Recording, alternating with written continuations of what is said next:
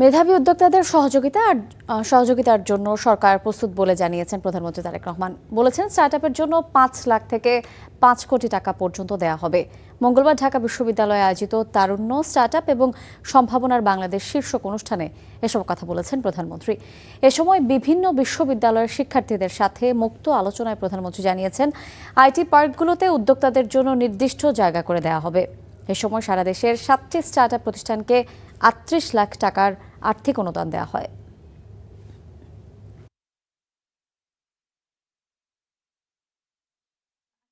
স্টার্টআপের এই বিষয়টি দেখুন, সবকিছু মিলিয়ে বিষয়টা যেটা হচ্ছে, আমরা তো নতুনভাবে জিনিসটা শুরু করতে চাইছি। আমরা চাইছি যে আপনাদের মতন ইয়াং এন্টারপ্রেনার যারা আছে তারা এটাতে আসুক আস্তে আস্তে।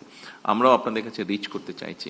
একটু আমাদের সময় লাগবে আমাদের, কিন্তু আমরা যদি সকলে মিলে সিনসিয়ারলি কাজ করি, নিশ্চয়ই আমরা আমাদের গোল অ্যাচিভ করতে পারবো, এটা আমি মনে করি। আমাদের দেশের প্রেক্ষাপটে আমাদের রিসোর্সের বিষয়টা আমাদেরকে সবাইকে একটু বুঝতে হবে। বিভাগীয় শহর পর্যন্ত করা হয়েছে। আমরা দেখেছি বিভিন্ন আইটি পার্ক বানানো হয়েছে, বাট আইটি পার্কগুলোতে এখন হয় বিয়ের অনুষ্ঠান হয়, না হলে গরু ছাগল ঘুরে বেড়ায়, এরকম আমরা দেখেছি। তো এগুলোকে আমরা চেঞ্জ করতে চাচ্ছি।